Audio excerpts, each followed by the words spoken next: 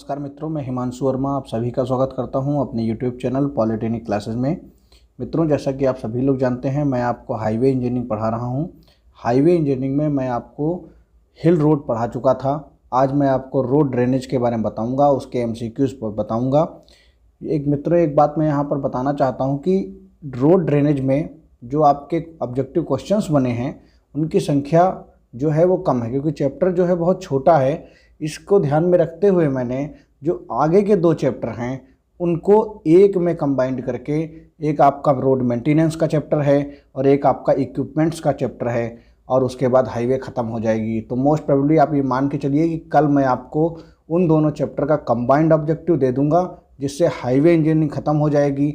अब इसका एक पार्ट बचेगा आपको एयरपोर्ट, उसका मैं एक लेक्चर आपको बना दूंगा, ठीक है। तो 2 दिन के अंदर अंदर आपकी जो हाईवे है वो पूरी तरीके से समाप्त हो जाएगी। तो चलिए शुरू करते हैं। रोड ड्रेनेज इम्पॉर्टेंट पार्ट है। कुछ चीज़ें पहले आपने पढ़ी हुई हैं और कुछ चीज़ें आज आप पढ़ेंगे, आज आप समझेंगे। जिन चीज़ों को डिटेल में बताने की आवश्यकता है उनको मैं आपको बताता रहता हूं। तो लेक्चर शुरू करने से पहले आप हमारे चैनल को सब्सक्राइब कर दीजिए अगर नए हैं तो, और अगर आप सब्सक्राइब कर रहे हैं और उसको शेयर भी करते रहें, ठीक है। तो चलिए शुरू करते हैं। लेक्चर नंबर 9, रोड ड्रेनेज, ठीक है। जल निकासी या सड़क जल निकासी, आप इस चैप्टर को हिंदी में इस तरीके से कह सकते हैं। तो देखिए, सबसे पहला क्वेश्चन जो पढ़ते हैं वह क्वेश्चन यह कह रहा है कि सड़क सतह तथा संरचना को बाहरी तथा भीतरी पानी से मुक्त रखने के लिए निम्नलिखित जल निकास प्रणाली अपनाई जाती है, ठीक है। तो the following drainage system are adopted to keep the road surface and structure free from water inside and outside. सड़क सतह तथा संरचना को बाहरी तथा भीतरी पानी से मुक्त रखने के लिए कौन सी निकास प्रणाली बनाई जाती है, कौन सी निकास प्रणाली को इस्तेमाल करते हैं। तो पहले है आपका ए ऑप्शन है आपका बहिस्थलीय सतही जल निकासी, सरफेस ड्रेनेज। बी ऑप्शन है आपका अधा स्थलीय जल निकासी, सब सरफेस ड्रेनेज। सी ऑप्शन है आपका क्रॉस ड्रेनेज या पारगामी जल निकासी, तो इसको बोलते हैं क्रॉस ड्रेनेज। और डी ऑप्शन है आपका ऑल ऑफ द एबव, ठीक है। तो मैं यहाँ पर आपको बताना चाहूँगा कि सरफेस ड्रेनेज क्या होता है। तो देखिए, मान लीजिए ये रोड है हमारी फॉर एग्जांपल, तो इस रोड की सरफेस से ही हम अगर पानी मूव कर रहे हैं, चाहे वो बिटुमिन का लेप लगाकर कर रहे हैं या सरफेस को बहुत चिकना बनाकर कर रहे हैं या इसके ऊपर यहाँ पर ढाल बना के कर रहे हैं, तो इसको बोलेंगे आपका सरफेस ड्रेनेज। और दूसरी बात, जब आपका सब सरफेस ड्रेनेज की बात आएगी तो इसके अंदर का जो पानी आप कैसे मूव कर रहे हो, जो सीपेज के थ्रू या आप कैपिलरी एक्शन के थ्रू या केशिकत्व के थ्रू ऊपर आया हुआ है, उसको कैसे आप हटाओगे, तो वो है आपका सब सरफेस ड्रेनेज। और पारगामी होता है, आपने देखा होगा, मान लीजिए यह सड़क है और इसके नीचे कोई ऐसे लंबाई में यह सड़क गई हुई है और इसके नीचे कहीं पर एक पुलिया आ रही है, नीचे से एक नाला आ रहा है और उस सड़क के नीचे पानी पास कराते हैं, तो उसको बोलते हैं पारगामी जल निकासी या क्रॉस ड्रेनेज, ठीक है। तो इस तरीके से here all of the above, उपर्युक्त सभी ऑप्शन जो हैं वो आपके सही हैं, ठीक है। उपर्युक्त सभी ऑल ऑफ द एबव, ठीक है। तो ये सारी विधियां हैं, चाहे वो सरफेस ड्रेनेज हो, चाहे वो सब सरफेस ड्रेनेज हो, चाहे वो क्रॉस ड्रेनेज हो, और ये सभी विधियों से हम सरफेस से रोड के ऊपर का, सब सरफेस से रोड के जो मिडिल में या उसके जो पेवमेंट के अंदर, चाहे वो सब ग्रेड हो, बेस हो, सब बेस हो, उसमें पानी रिमूव करते हैं, निकालते हैं, तो उसको आधा स्थलीय जल निकासी बोलते हैं। और जब रोड के किसी साइड से नीचे से पानी आपके मूव कराना होता है तो उसको बोलते हैं पारगामी जल निकासी, ठीक है। तो यह तीनों मेथड जो हैं, तीनों तरीके जो हैं अडॉप्ट किए जाते हैं। नेक्स्ट है आपका the surface drainage does not consist of. The surface drainage does not consist of, सतही जल निकासी में शामिल नहीं है सड़क का उभार या कैम्बर, ठीक है। कैम्बर क्या होता है, जब हम रोड को इसके ऐसे बीच का पोर्शन उठा देते हैं और किनारे पर ढाल बना देते हैं, तो इसको बोलते हैं कैम्बर, ठीक है। अकॉर्डिंग टू विड्थ जो है, हम रोड की विड्थ के अकॉर्डिंग प्रोवाइड करते हैं। बी है आपका रोड साइड ड्रेन्स, सड़क के किनारे नालियाँ, ये इस टाइप की नालियाँ बनी हुई हैं। और सी है आपका कलवर्ट या पुलिया। और डी है आपका कर्व या वक्र, ठीक है। तो हेयर जो सरफेस ड्रेनेज में कोई काम नहीं आता है उसका नाम है कर्व। कर्व से कोई मतलब नहीं है, पुलिया से आप पानी को मूव कराते हो, सड़क के किनारे नालियों से मूव कराते हो और उभार के थ्रू पानी बाहर निकल जाता है रोड के। ठीक है, नेक्स्ट क्वेश्चन है आपका the seepage flow. Next question है आपका the seepage flow is present in. रिसाव प्रवाह डॉट डॉट में मौजूद होता है।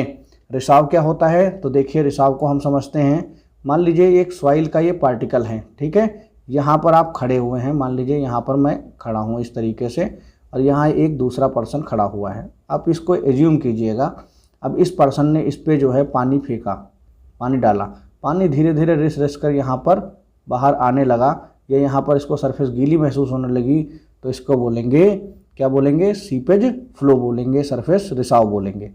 ठीक है, तो seepage flow is present in, रिसाव प्रवाह मौजूद होता है सरफेस ड्रेनेज में, बहिस्थलीय सतही जल निकासी में, आधा स्थलीय जल निकासी में, सब सरफेस ड्रेनेज में, कैम्बर में या अनुलंब ढाल में। ठीक है, तो जो सरफेस जो आपका सीपेज होता है वह किस में होता है? देखिए जब रोड पे पानी बहेगा, मान लीजिए रोड की सरफेस पर पानी बहेगा तो इसको तो रन ऑफ बोलते हैं, आपने पढ़ा होगा, है ना, ये ड्रेन आउट बोलते हैं, पानी ड्रेन कर जाता है, बारिश का पानी बह जाता है, रन ऑफ हो जाता है। लेकिन जब जमीन के अंदर से पानी रिसेगा तो उसको क्या बोलेंगे? तो उसको बोलेंगे सीपेज फ्लो या सब सरफेस ड्रेनेज के अंतर्गत आता है या उसमें मौजूद होता है। ठीक है, तो यहाँ तक किसी को कोई समस्या नहीं, इसका सही उत्तर क्या होगा? सब सरफेस ड्रेनेज। नेक्स्ट है आपका the structure provided on the pavement to remove the storm water. तूफान के पानी को निकालने के लिए कुट्टिम पर प्रदान की गई संरचना कहलाती है या डॉट डॉट कहते हैं। तो ए ऑप्शन है आपका नाला या ड्रेन, बी ऑप्शन है आपका कैम्बर या सड़क उभार, सी ऑप्शन है आपका शीर्ष या क्राउन, डी ऑप्शन है आपका कर्व। तो the structure provided on the pavement to remove the storm water, तूफानी पानी या बारिश के पानी को निकालने के लिए या तूफान के पानी को निकालने के लिए कुट्टिम पर कौन सी संरचना प्रदान की जाती है? तो आपने जैसे जानते हैं, मैंने आपको अभी इसके पहले बताया, ये रोड है और इस तरीके से हम बना देते हैं, यह टॉप पोर्शन इसका शीर्ष कहलाता है और ये जो पूरा स्ट्रक्चर हम मेंटेन करते हैं बारिश के पानी को निकालने के लिए, इस पोर्शन को बोला जाता है कैम्बर या सड़क का उभार। ठीक है, तो यहाँ तक किसी को कोई दिक्कत नहीं होनी चाहिए। नेक्स्ट क्वेश्चन शुरू किया जाए, तो चलिए नेक्स्ट क्वेश्चन शुरू करते हैं। पांचवा क्वेश्चन है the highest point provided on the pavement is. The highest point provided on the pavement is, कुट्टिम पर दिया गया उच्चतम बिंदु है। अभी मैंने आपको बताया था, लेकिन ऑप्शन पढ़ना उचित रहेगा क्योंकि जो बच्चे बाद में आते हैं तो वो भी अच्छे से समझ सकें। तो ए है आपका क्राउन या शीर्ष, बी है आपका कैम्बर या सड़क का उभार, सी ऑप्शन है आपका ग्रेडियंट या अनुलंब ढाल, डी ऑप्शन है आपका ड्रेन या नाला। ठीक है, ए ऑप्शन है आपका क्राउन, बी ऑप्शन है आपका सड़क का उभार या कैम्बर, सी ऑप्शन है आपका ग्रेडियंट या अनुलंब ढाल, डी है आपका नाला। तो मैंने क्या बताया था कि मान लीजिए ये रोड है, इस तरीके से ये कैम्बर हुआ और इसका जो टॉप पॉइंट होगा वो क्या कहलाएगा? ये टॉप पॉइंट है, इसका हेड कहलाएगा। हेड को आप क्या बोलते हो? शीर्ष बोलते हो, और शीर्ष को इसकी भाषा में आपको क्या बोले? मुकुट। मुकुट को इंग्लिश में बोलते हैं क्राउन। ठीक है, तो आप क्राउन इसको बोलेंगे या शीर्ष बोलेंगे। ठीक है, तो कुट्टिम पर दिया गया उच्चतम बिंदु क्या कहलाएगा? क्राउन कहलाएगा। ठीक है, नेक्स्ट है आधा स्थलीय जल। आधा स्थलीय जल आधा स्तर से डॉट डॉट अधिक नीचा रहना चाहिए। The sub surface water should be more than below the sub surface level. ठीक है, तो आधा स्थलीय जल आधा स्तर से अधिक नीचे रहना चाहिए। ए ऑप्शन है आपका 2.5 मीटर, बी ऑप्शन है आपका 3 मीटर, सी ऑप्शन है आपका 4 मीटर, डी ऑप्शन है आपका 1.5 मीटर। तो देखिए क्वेश्चन क्या कहना चाहता है, मैं आपको एक फिगर के रूप में समझाता हूँ। तो ये कह रहा है जैसे मान लीजिए रोड होती है, ठीक है, इस रोड का जो ये पोर्शन है, ये इसका मान लीजिए रोड का लेवल है, सब सरफेस है रोड की। ठीक है, अब ये कह रहा है यहाँ पर मान लीजिए पानी अगर मौजूद हो तो कितनी, यहाँ से कितनी नीचे जो है पानी मौजूद होना चाहिए, ये गहराई पूछ रहा है, कितनी नीचे पानी मौजूद होना चाहिए मिनिमम, है ना, मतलब कितना अधिक जो है, ये डिस्टेंस कितनी ज़्यादा होनी चाहिए ये पूछ रहा है। ठीक है, जितनी ज़्यादा दूर पानी होगा उतना क्या होगा, यहाँ पर इस सॉइल की बियरिंग कैपेसिटी क्या होगी, अच्छी होगी। ये सॉइल जो है यहाँ पर, जो यहाँ सॉइल भरी हुई है, मिट्टी भरी हुई है, इसकी बियरिंग कैपेसिटी अच्छी होगी। ठीक है, नॉर्मल भाषा में समझें तो रोड के लेवल के कितने नीचे क्या होना चाहिए, पानी आपका होना चाहिए। रोड के कितने नीचे आपका पानी होना चाहिए। ठीक है, तो ये पूछा है क्वेश्चन में। तो आपका ऑप्शन ए है 2.5 मीटर, बी है आपका 3 मीटर, सी है आपका 4 मीटर और डी है आपका 1.5 मीटर। तो इसका जो सही आंसर होगा वो है आपका, जो सही आंसर होगा वो है आपका सी, आपका यहाँ पर 1.5 मीटर। ठीक है, D option is the right answer. D option क्या होगा, वो सही होगा 1.5 मीटर। ठीक है, डी ऑप्शन आपका सही होगा 1.5 मीटर। यहाँ तक किसी को कोई दिक्कत? अब एक चीज़ मैं यहाँ पर बता देता हूँ। तो देखिए, कहीं कहीं आप बुक्स में पाएंगे, कभी कभी बच्चे कहते हैं सर आपने तो 1.5 बता दिया, हमारे में तो कुछ और लिखा है। तो अगर आपको डाटा मिले, इसका लिया जाता है 1 से 1.5 मीटर लिया जाता है। ठीक है, यहाँ पर एक वैल्यू कहीं आपको दिख रही है, नहीं दिख रही है, इसलिए हमने इसको नहीं लगाया है। अगर यहाँ वैल्यू लिखी होती 1, 1.22, 1.33 या 1.4 लिखी होती, ठीक है, तो हम उसको लगाते। अगर 2 डाटा दिया होता तो हम नियरेस्ट वैल्यू लगाते। ऐसे अगर जो कोई ऑब्जेक्टिव क्वेश्चन बनाता है तो वह भी यह चीज़ जानता है, तो इसलिए इस तरीके से डाटा सेलेक्ट नहीं करता है। ठीक है, चलिए अब आगे बढ़ते हैं। तो इस क्वेश्चन को आप समझ गए होंगे। यहाँ पर क्या आंसर होगा, 1.5 मीटर। ठीक है, क्या आंसर होगा, 1.5 मीटर। मतलब जो सड़क है, सड़क से मिनिमम जो है 1.5 मीटर अधिक नीचे रहना चाहिए पानी का लेवल। ठीक है, अगर बहुत नीचे है तब तो कोई बात ही नहीं है, लेकिन मिनिमम आपका 1.5 मीटर होना ही चाहिए। नेक्स्ट है आपका, सड़क का निर्माण तक क्षेत्र के उच्चतम बाढ़ तल से न्यूनतम ऊपर रखना चाहिए। मतलब जो सड़क का निर्माण है, जो सड़क का यहाँ पर तल कर लीजिए, सड़क के निर्माण तल कर लीजिए, सड़क के निर्माण तल का क्षेत्र जो है वो हाई फ्लड लेवल HFL से कितना ऊपर होना चाहिए, ये पूछा है। तो अभी इसके बारे में बताते हैं फिगर के साथ, जिससे आप समझ जाएं। The road should be kept at least above the highest flood level of the area till the construction of road। तो ये कह रहा है भैया कि ये जो आपके रोड है, इस रोड का जो लेवल रखोगे वो वहाँ का जो आपके एरिया का बाढ़ का लेवल होगा, जहाँ तक बाढ़ आती। मान लीजिए एक खंभा गड़ा है, मुझे पता है यहाँ तक बाढ़ आती है, तो इस सड़क के जो नीचे का सबसे रखोगे वह कितना ऊपर रखोगे इस बाढ़ तल से, ये पूछा है ना। तो इसका पहला ऑप्शन है आपका 60 सेंटीमीटर, दूसरा है 70 सेंटीमीटर, सी ऑप्शन है 80 सेंटीमीटर, डी ऑप्शन है 90 सेंटीमीटर। ठीक है, ए ऑप्शन है आपका 60, बी है 70, सी है आपका 80, डी है आपका 90। तो here the right answer is 60 centimetre.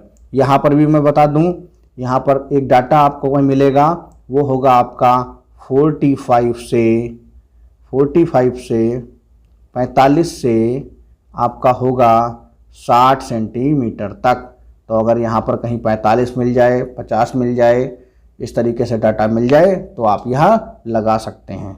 ठीक है, इसीलिए मैंने आपको सारा डिटेल बता रहा हूँ, जिससे आपका कहीं भी कोई क्वेश्चन आ जाए, कोई आंसर पूछा जाए तो आपको कन्फ्यूजन ना हो। सड़क कुट्टिम से पानी हटाने के लिए उचित कैम्बर दिया जाता है। कंक्रीट सड़क के लिए इसका मान होता है, proper camber is given to remove water from the road pavement for concrete road, its value is. तो पूछा गया है कि जो रोड पेवमेंट है, सड़क के कुट्टिम से पानी हटाने के लिए जो कैम्बर दिया जाता है वह कंक्रीट सड़क के लिए कितना मान होता है। सड़क की कुट्टिम जो पेवमेंट है उस पर पानी हटाने के लिए हम क्या देते हैं, कैम्बर देते हैं। आपने अभी पहले वाले जो है क्वेश्चंस में पढ़ा था कि कैम्बर से हम वाटर रिमूव करते हैं, वही मैंने लाइन यहाँ पर लिखी हुई है। अब वो पूछ रहा है कि इस प्रकार कंक्रीट की सड़क के लिए कितना इसका मान होगा। ठीक है, कैम्बर का मान क्या होगा, तो वही है क्वेश्चन इंग्लिश में, proper camber is given to remove water from the road pavement for the concrete road, its value is. तो यहाँ पर ए ऑप्शन है 1/25, बी ऑप्शन है 1/40, सी ऑप्शन है 1/50, डी ऑप्शन है 1/60। तो कंक्रीट सड़क के लिए कितना दिया जाता है, कंक्रीट सड़क के दिया जाता है 1/60 का आपको क्या देते हैं, कैम्बर प्रोवाइड करते हैं वाटर मूवमेंट के लिए, वाटर को मूव कराने के लिए। ठीक है, यहाँ तक किसी को कोई दिक्कत नहीं होनी चाहिए। दूसरा इसी टाइप का क्वेश्चन है, क्योंकि किस टाइप के क्वेश्चन पूछे जाएंगे उस टाइप है, बट क्या पूछा जाएगा इसलिए मैंने आपको उस टाइप के सारे क्वेश्चन आपको करवाए हैं, जिससे आपकी प्रैक्टिस अच्छे से हो जाए ऑब्जेक्टिव क्वेश्चन के प्रति। ठीक है, जिनके पास किताबें नहीं है वह भी अगर हमारा लेक्चर पढ़ेंगे तो उनको किसी भी चीज़ की आवश्यकता नहीं होगी, एक साथ याद करते हुए क्रमबद्ध तरीके से चले जाएंगे। तो क्वेश्चन है आपका 9th, सड़क कुट्टिम से पानी हटाने के लिए उचित कैम्बर दिया जाता है। ठीक है, वही वाली लाइन, सेम लाइन। अब ग्रेवल सड़क के लिए इसका मान क्या होता है? Proper camber is given to remove water from the road pavement for gravel road its value. तो यहाँ पर किसके लिए पूछा गया है? क्वेश्चन बिल्कुल सेम है पहले वाले की तरह, ग्रेवल सड़क के लिए पूछा गया है। तो ए ऑप्शन है 1 in 25, बी ऑप्शन है 1 in 40, सी ऑप्शन है 1 in 50 और डी ऑप्शन है 1 in 60। ठीक है, तो इसका सही आंसर क्या होगा? जो आपका सही आंसर होगा वो है आपका 1 in 25। जब सड़क कुट्टिम ग्रेवल के लिए बात करेंगे कैम्बर बनाने की, तो ग्रेवल के लिए वैल्यू क्या होगी? 1 in 25 की वैल्यू प्रोवाइड की जाएगी पानी को रिमूव करने के लिए ग्रेवल रोड पर। ठीक है, नेक्स्ट क्वेश्चन है आपका, सड़क कुट्टिम से पानी हटाने के लिए उचित कैम्बर दिया जाता है। जलबद्ध मैकाडम, जलबद्ध मैकाडम को बोलते हैं शॉर्ट फॉर्म में आप कह सकते हो WBM, है ना। WBM क्या होता है इसके बारे में बता देता हूँ। देखिए, जब हमारी यह रोड है, हम रोड बना रहे हैं, तो आपने देखा होगा पत्थर के टुकड़े डालते हैं और मिट्टी डाल के उसकी कुटाई करते हैं। तो जब हम रोड को मिट्टी और पानी डाल के कुटाई करते हैं, कॉम्पैक्ट करते हैं, उसमें बिटुमिन का प्रयोग नहीं करते, तो इसको बोलते हैं वाटर बाउंड मैकाडम। मतलब पानी के द्वारा गिट्टियों को, पानी और मिट्टी के द्वारा गिट्टी को ही बांध दिया जाता है। तो ऐसी रोड को बोला जाता है जलबद्ध मैकाडम बोला जाता है। इसको मैकाडम ने, जॉन मैकाडम ने डिजाइन किया था। ठीक है, उसी पद्धति पे ये आधारित है। तो सड़क कुट्टिम से पानी हटाने के लिए उचित कैम्बर दिया जाता है। जलबद्ध मैकाडम सड़क के लिए इसका मान होता है। ठीक है, तो proper camber is given to remove water from the road pavement for water bound macadam road its value is A option 1 in 25, B option 1 in 40, C option 1 in 50, D option 1 in 60। ठीक है, तो इसका क्या option होगा? आपसे ये पूछा गया है आपसे, तो इसमें आपका क्या ऑप्शन होगा? जब सड़क जो है वाटर बाउंड मैकाडम होगी तो इसका आंसर होगा आपका 1 in 40। 1 in 40 आप प्रोवाइड करेंगे। जब अगर सड़क होगी वो क्या होगी? कुट्टिम जो है वो क्या होगी? आपकी वाटर बाउंड मैकाडम होगी। वाटर बाउंड मैकाडम के बारे में मैं आपको बता चुका हूं कि जब हम रोड की गिट्टी को मिट्टी और पानी से बांधते हैं, और कितने पर बांधेंगे? OMC पर बांधेंगे, ऑप्टिमम मॉइस्चर कंटेंट पर। ऑप्टिमम मॉइस्चर कंटेंट क्या होता है? जब हम मिट्टी पर पानी छिड़कते हैं, जब हम मिट्टी पर पानी, मान लीजिए रोड है, अब इस पर पानी जब हम छिड़काव करेंगे गिट्टी के साथ, तो मैक्सिमम डेंसिटी प्राप्त हो, रोड का मैक्सिमम स्ट्रेंथ, मैक्सिमम घनत्व प्राप्त हो, तो उसको बोलते हैं ऑप्टिमम मॉइस्चर कंटेंट बोलते हैं। ठीक है, तो इतना आप समझ गए होंगे। बाकी मैंने हाईवे के पहले भी समझाए हैं लेक्चर्स ये, तो आप वहाँ पढ़ेंगे। बाकी मैं 5 जुलाई के बाद में आपको थ्योरी क्लास करवाऊंगा, तो आपको यह चीज़ें अच्छे से समझ में। क्वेश्चन है, नेक्स्ट क्वेश्चन है आपका, सड़क कुट्टिम से पानी हटाने के लिए उचित कैम्बर दिया जाता है। डामर पृष्ठ की सड़क के लिए इसका मान होता है। सड़क कुट्टिम से पानी हटाने के लिए उचित कैम्बर दिया जाता है। जैसा मैंने आपके पहले क्वेश्चन में आपके पढ़े थे, सेम वैसे ही हैं, बस हर चीज़ के लिए इसका मान पूछा है। हर टाइप के रोड के लिए नाम पूछा है। उसका क्या आपका नाम होता है? वो आपका कैम्बर होता है। कैम्बर की क्या वैल्यू होती है वह आपसे पूछी गई है। तो डामर पृष्ठ के सड़क के लिए इसका मान होता है। ठीक है, तो डामर मतलब बिटुमिन रोड है ना, बिटुमिन सरफेस रोड। तो इसको पढ़ते हैं इंग्लिश में। तो proper camber is given to remove the water from the road pavement for the bituminous surface road its value is. तो ए ऑप्शन है 1 in 25, बी ऑप्शन है 1 in 40, सी ऑप्शन है 1 in 50, डी ऑप्शन है 1 in 60। तो आपका यहाँ पर क्या आंसर होगा? तो ये होगा 1 in 50। तो आपको मैंने सारे बता दिए। 1 in 25 आपको बता दिया ग्रेवल के लिए, 1 in 50 बता दिया आपको डामर के लिए, 1 in 60 बता दिया आपको कंक्रीट के लिए, और 1 in 40 बता दिया आपको WBM के लिए, वाटर बाउंड मैकाडम के लिए। तो इस तरीके से चारों ऑप्शन से मैंने क्वेश्चन बनाए। अब देखते हैं एग्जामिनर पूछेगा तो कहाँ से पूछेगा, इससे बाहर कहीं नहीं जाएगा। ठीक है, और कंपटीशन में भी पूछेगा तो यहीं से ही क्वेश्चंस जो हैं वो फॉर्मेट क्वेश्चन का जो है वो प्रस्ताव बनता है, क्वेश्चन बनाए जाते हैं इसी तरीके से। नेक्स्ट है आपका सड़क की कुट्टिम से बहता हुआ पानी बर्मों पर ना रुके। मतलब ये रोड होती है, जो पक्की रोड है, देखिए इस तरीके से रोड होती है। इस रोड के पास में देखिए कच्चा पोर्शन होता है, चाहे वो खड़ंजे का हो चाहे वो मिट्टी का हो, है ना, आपने देखा होगा। तो इस पोर्शन को बर्म बोला जाता है। जिन लोगों ने हमसे लेक्चर नहीं पढ़े हैं उनको भी पता होना चाहिए, इसलिए मैं बताता रहता हूँ बीच बीच में।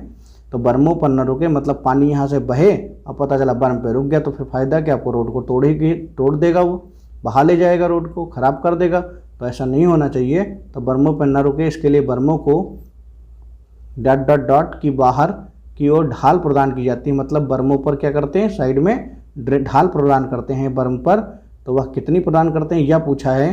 तो इंग्लिश में पढ़ते हैं, in order that the water flowing from the road pavement does not stop on the berms are provided with on outward slope. ठीक है, तो पूछा है in order that the water flowing from the road pavement does not stop on the berms are provided with an outward slope. तो इसमें कितना slope देंगे वह पूछा है। तो ए ऑप्शन है 1/25, बी ऑप्शन है 1/40, सी ऑप्शन है आपका 1/50 और डी ऑप्शन है आपका 1/60। तो यहाँ पर जो आपका सही आंसर होगा वो होगा आपका 1/40। तो आपका जो बर्म होता है, ये मान लीजिए ये रोड है जो मैंने आपको अभी बताई थी, उसके बाद ये आपके बर्म हैं। तो इन जो बर्म पर जो स्लोप बाहर की ओर प्रोवाइड करोगे वो करोगे 1/40 का। ठीक है, तो यहाँ तक किसी को कोई कन्फ्यूजन नहीं होना चाहिए। मैं आपको डिटेल में इसलिए बता रहा हूँ कि आप क्वेश्चन भी समझें, उनके आंसर भी समझते रहें। नेक्स्ट क्वेश्चन है आपका, बड़ा अच्छा क्वेश्चन है। सड़क के निर्माण स्तर में उचित अंतराल पर छिद्रित या खुले जोड़ों वाले पाइप बिछाए जाते हैं। इन्हें अनुप्रस्थ पाइप नालियाँ कहते हैं। यह सड़क की मध्य रेखा से कितने के कोण पर बिछाए जाते हैं। देखिए यहाँ पर मैंने क्वेश्चन आपको सबसे पहले बताने का कष्ट किया कि सड़क के निर्माण स्तर में उचित अंतराल पर छिद्रित या खुले पाइप बिछाए जाते हैं। पहली बात तो ये। अब उसके बाद उसने पूछा है मध्य रेखा से कितने कोण पर डाले जाते हैं। तो सड़क की मध्य रेखा का पूछा है, तो इसका मतलब ये कौन सा पाइप हो गया, ये पाइप आपका हो गया सेंट्रल। जब मध्य रेखा की बात आ गई तो सेंट्रल मैनी फोल्ड पाइप। ठीक है, ये आपका पाइप का एक टाइप है जो रोड में डाला जाता है। एक सेंट्रल मैनीफोल्ड पाइप है और एक आपका कौन सा है, साइड मैनीफोल्ड।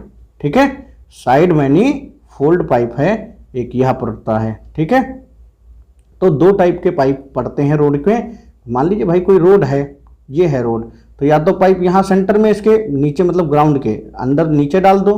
मैं क्रॉस सेक्शन आपको दिखाता हूँ। मान लीजिए ये एक रोड है, ठीक है, तो इस रोड में या तो यहाँ पाइप डाल दो और या रोड का पानी निकासने के लिए आप जो है एक पाइप यहाँ डालो, एक पाइप यहाँ डालो, इस तरीके से डालो। दो ही तरीके से तो डाल सकते हो। तो जो ये डाला है पाइप, इसको बोलते हैं हम क्या, सेंटर्ड मैनीफोल्ड, और जो इसको बोलते हैं उसको बोलते हैं साइड मैनीफोल्ड। ठीक है, तो साइड मैनीफोल्ड और सेंट्रल मैनीफोल्ड ये दो प्रकार होते हैं। तो यहाँ पर आप समझ गए होंगे कि सड़क के निर्माण स्तर में उचित अंतराल पर छिद्रित या खुले जोड़े वाले पाइप बिछाते हैं, इन्हें अनुप्रस्थ पाइप नालियाँ कहते हैं। ठीक है, सड़क के मध्य रेखा से कितने कोण पर बिछाए जाते हैं, तो इंग्लिश में इसको पढ़ते हैं पाइप विथ परफोरेटेड और open joints are laid appropriate intervals in the construction level of the road. These are called transverse pipe drains. They are laid at the angle of that from the middle line of the road. यह पूछा है आपको, तो आप समझ गए होंगे ये पूछा है। अब फिर से मैं बता देता हूँ, ये आपका पाइप पड़ा है, तो यह किस एंगल पर पड़ा है। ठीक है, तो किस एंगल पर पड़ा है, ऑप्शन ए है 30 डिग्री, बी है 40 डिग्री, सी है आपका 50 डिग्री और डी है आपका 60 डिग्री। ठीक है, तो यह कितनी डिग्री पे पड़ा हुआ है, या भैया आपका जो पड़ा होता है पाइप वह पड़ा होता है 60 डिग्री पर। ठीक है, तो डी ऑप्शन जो है इसका करेक्ट आंसर होगा। इस पाइप का जो डायमीटर होता है, सेंट्रल मैनीफोल्ड का जो डायमीटर होता है वो आपका कितना होता है, 6 से 6 to 10 का होता है, 6 to 10 सेंटीमीटर होता है। 1/40 का इसका स्लोप होता है। ठीक है, तो यहाँ तक मुझे नहीं लगता है कोई कन्फ्यूजन होना चाहिए। ठीक है, क्लियर है, आगे बढ़ते हैं। नेक्स्ट क्वेश्चन है आपका, दलदली भूमि से जल निकासी के लिए 30 से 60 सेंटीमीटर के व्यास के उदग्र पाइप या बालू पाइप डाली जाती है। इन छिद्रों की आपस में दूरी रखी जाती है। For drainage from marshy land a vertical sand pipe or sand pile or 30 to 60 centimeter diameter is inserted. The distance between these holes is kept at। तो देखिए मैं आपको बताता हूँ क्या क्वेश्चन क्या कह रहा है। जैसे मान लीजिए किसी भूमि में बहुत दलदल हो, दलदल तो आपने देखा होगा जहाँ पानी रुक जाता है, रिटेन हो जाता है। पानी अगर बाहर निकल जाता है, पानी एकदम से बाहर सब निकल जाए, किसी सॉइल से पानी बिल्कुल मतलब पानी पड़े और बह जाए, बिल्कुल रुके ही नहीं उसके अंदर, नीचे ग्राउंड में पहुँच जाए, तो ऐसी बालू को क्या बोलोगे? ऐसी बालू को आप ग्रेवल बोलोगे, है ना, सैंड बोलोगे, इस तरीके से। और सही एग्जांपल इसका क्या है? रेत, बालू या सैंड। ठीक है, उसमें पानी डाला और पता ही नहीं चला, वो आपका नीचे परफोरेट कर गया, तो उसमें बिल्कुल भी पानी रुका नहीं। अब ऐसी बालू हो जिसमें पानी बिल्कुल रुक जाए, ऐसी सॉइल हो जिसमें पानी रुक जाए, पानी हटे ही ना वहाँ से, जैसे दलदल आपने देखा होगा, पानी हटता ही नहीं है, कितना भी सूखता ही नहीं है। तो ऐसी सिचुएशन में क्या करते हैं, हमें रोड अगर पहले तो बनाएंगे नहीं, और इन एनी कंडीशन अगर हमें बनाना पड़ा, बहुत मजबूरी है हमारी, ठीक है, तो हम मान लीजिए रोड बनाएं, तो उस रोड के नीचे एक हम पाइल डालेंगे, इस तरीके से पाइल कैप बनाएंगे, और उस पाइल कैप के नीचे सैंड के ऐसे ऐसे पाइप डालते हैं।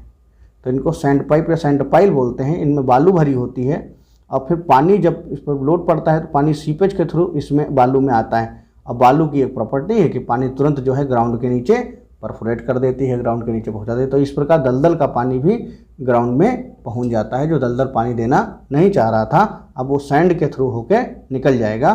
तो ये जो सैंड के पाइप का व्यास होता है, ये पहले ही दे दिया है 30 से 60 सेंटीमीटर। पूछा है कि इन दोनों पाइप के बीच की जो डिस्टेंस होगी वो कितनी होगी। तो यह क्वेश्चन आपसे पूछा है, यहाँ तक आप समझ गए होंगे।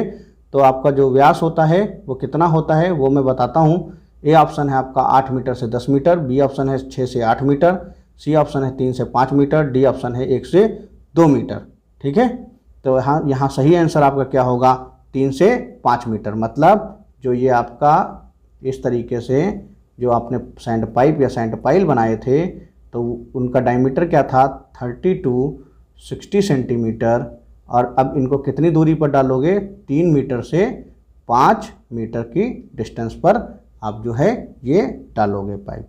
ठीक है, ये जो डिस्टेंस होगी वो 3 से 5 मीटर होगी। तो यहाँ तक कोई प्रॉब्लम, कोई समस्या? नेक्स्ट आपका नेक्स्ट है ग्रामीण या खुले क्षेत्रों की खुली नाली या ओपन ड्रेन सड़क संरचना से न्यूनतम नीचे होनी चाहिए। The open drain in rural और open areas should be at least centimetre below the road structure. होता क्या है भैया कि जो ग्रामीण सड़क होती है वो बिल्कुल उसके आसपास एरिया बड़ा खाली रहता है।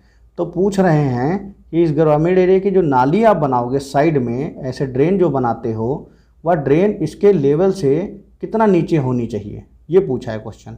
तो क्वेश्चन समझ गए होंगे कितना नीचे होना चाहिए। तो देखिए ये आपकी रोड है, फॉर एग्जांपल ये रोड है, इसका ये लेवल मैंने सेट कर दिया रोड का, और इस तरीके से हमने यहाँ पर एक नाली का निर्माण कर दिया। ठीक है, ये नाली का जो लेवल है वो इस तरीके से है। ठीक है, तो ये वाली डिस्टेंस पूछी गई है हमसे क्या होगी। ठीक है, यहाँ तक कोई दिक्कत? अब देखते हैं ऑप्शन। तो ए ऑप्शन है 50 सेंटीमीटर, बी ऑप्शन है आपका 40 सेंटीमीटर, सी ऑप्शन है आपका 30 सेंटीमीटर, डी ऑप्शन है आपका 25 सेंटीमीटर। तो यहाँ पर जो ड्रेन का जो डिस्टेंस होता है नीचे जो रखे हैं लेवल से, वह क्या होता है? 25 सेंटीमीटर। ठीक है, तो इस क्वेश्चन का जो राइट आंसर होगा वह आपका होगा 25 सेंटीमीटर। तो इस तरीके से आज का लेक्चर हम समाप्त करते हैं। इस चैप्टर में 15 क्वेश्चन से ज़्यादा क्वेश्चन नहीं बनेंगे। आप लोगों ने यह चैप्टर बहुत अच्छे से पढ़ा होगा और समझा भी होगा। जहाँ कहीं भी समस्या हो आप कमेंट बॉक्स में लिखें। अगर आप ओपनली नंबर नहीं दे सकते हैं तो हमें टेलीग्राम पर पर्सनल भी हमसे पूछ सकते हैं। अगर हमें फ्री होंगे या जब भी हम फ्री होंगे तो उसका जवाब हम आपको ज़रूर देंगे। आप फ्री पीडीएफ के लिए हमारा टेलीग्राम चैनल ज्वाइन कीजिए। पीडीएफ में हम आपको आंसर नहीं देते हैं, क्योंकि वो आंसर आप हमारे वीडियो में जब आप देखेंगे तो आपको ज़्यादा समझ में आएगा, क्योंकि यहाँ पर टीचर आपको बताते हैं, एक्सप्लेन करते हैं। सारे टीचर आपको एक्सप्लेन करते हैं, तो क्वेश्चन आपके दिमाग में बस जाते हैं। बहुत बच्चों के पास बुक्स नहीं है, अगर हम पीडीएफ दे देंगे तो उसको रटने से कोई फ़ायदा नहीं है। ठीक है, तो ऑप्शन देने में हमें कोई दिक्कत नहीं। जब हम आपको यहाँ सॉल्व करवा रहे हैं तो हम वहाँ लिखने में हमें क्या दिक्कत है? बट PDF अगर हम दे देंगे विद ऑप्शन तो बच्चा अपने पर रख के बैठ जाएगा, उसको रटेगा, बाद में एग्जाम में गलत करेगा, बाद में होगा कि भाई टीचर ने सही से नहीं पढ़ाया। तो इसलिए आप हमारे लेक्चर्स को देखते रहिए लगातार कंटिन्यू, और जहाँ कहीं भी समस्या है वो आप टेलीग्राम पर हमें बताते रहें। हम पूरी कोशिश कर रहे हैं आपकी समस्याओं का समाधान करने की, क्योंकि नंबर ऑफ़ सब्जेक्ट्स बढ़ गए हैं और एक चीज़ हो गई है, एकदम से पैटर्न चेंज हुआ है, जिसके कारण थोड़ी सी अव्यवस्था ज़रूर है, लेकिन आप लोगों को कोई समस्या नहीं होगी। जुलाई तक हम पूरा सिलेबस पूरा कंप्लीट कर देंगे और उसके बाद फिर जो छुटपुट सब्जेक्ट बचे हुए हैं उनको पूरा करवाया जाएगा। तो आप लोग चैनल को सब्सक्राइब कर दें, लाइक कर दें। Thanks for watching my dear friends, thank you so much.